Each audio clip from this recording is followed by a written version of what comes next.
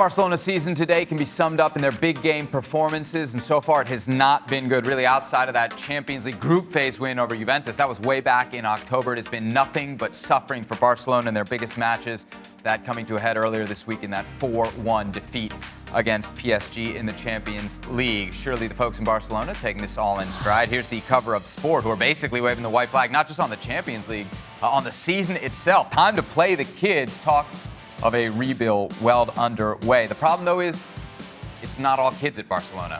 There's some guys with some big numbers next to their names, not just ages, but contracts as well. Pique, Busquets, Alba, Pjanic, haven't even mentioned. Messi at 33 are all 30 plus lots of time left on their contract. Shaka, Jules, Frank, Bravo, all still with us. Jules, on the Gavin Jules podcast earlier this week, actually the one that just dropped today, you said, and I want to get this right, no reason to think this team is going to be terrible for the next 5 years. Based on what we just saw, I got to ask you, why? Because as Gab mentioned, and I think pointed out, you still have some talent in there. I mean, De Jong, Pedri, they're going to be really good players. You know, I think there's certainly a case for, okay, look at what you have and look at what could be good and what is definitely to change. There's still a lot of rebuild to be done, and again, like we've mentioned many times on the show, they don't have any money, so they will have to sell maybe to finance whoever they want to buy next, and whoever the new president is as well has a lot of work to do in that respect. But there's still some talent in that team. They need a manager, like a real manager with a real plan. And don't give me the Koeman did okay. Koeman had no plans against PSG and no plans in all those big games that we just show on the graphics. It's not okay to just give the ball to Messi and say, okay, Messi, find Alba with a diagonal like you always do, or Messi and Pedri, just do those little passes that you do, and De Jong run into the box. This is not good enough. So to start with, let's get a real manager with a proper idea, and then from them, build with what you have. Build with Pedri, build with De Jong, build with Ansu Fati when he'll be back from injury. You want to keep Griezmann? No problem. Let's see what Messi does. But I still think there's talent there. There's life. But it's just overall they're not playing as a team, because I don't think they're led properly. I don't think they're set up properly. And for me, that's where all the issues start. Anyway, whose decision was it to play Pique in that game? Come on. Do me a favor. Frank, we talk about how big a rebuild this would be. I mean, you can go back to the 8-2, the 4-1 is bad. I mean, they are shipping goals anytime they play anybody of consequence.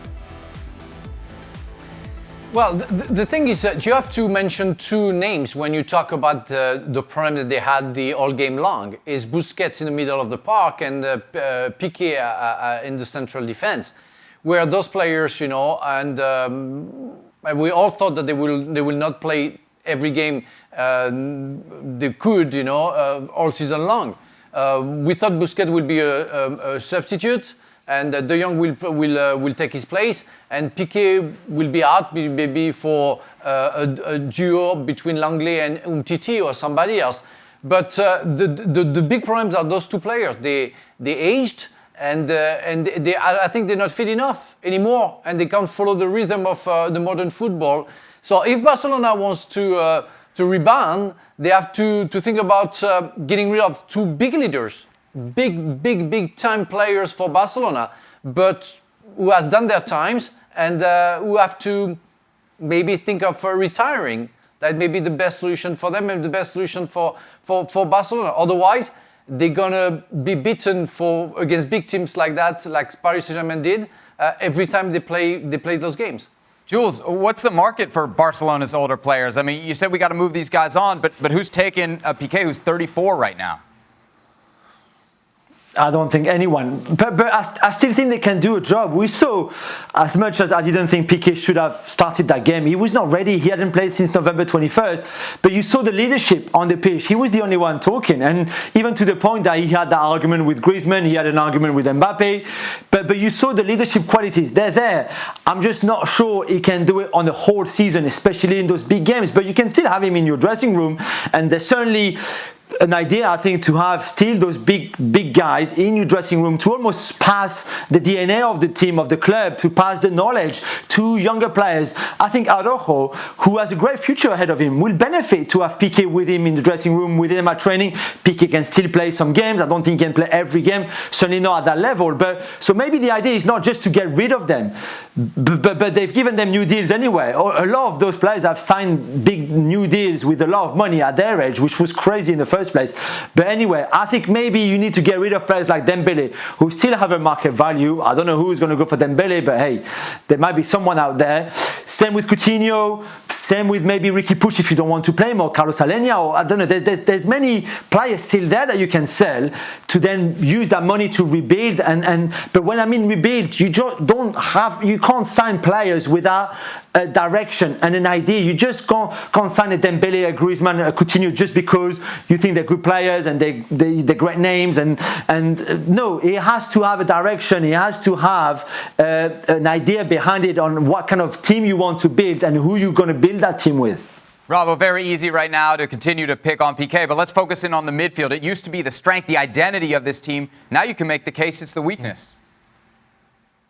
Yeah, of course. And I go back to what Jules was saying, a lack of identity in terms of how they're trying to play in midfield. Are they trying to press the ball? Are they trying to drop off when they're defending? When they get the ball, are they trying to counter-attack quickly, or are they going to try and keep the ball and build up slow attacks so they can get their wide players or their fullbacks higher up the field? There is no identity, and that's what they've got to build on, that identity. And it comes from that central midfield area as well. Exactly what do they want to play in that central midfield? Dynamic players that can close people down and make forward runs as well, or do they want passers off the ball?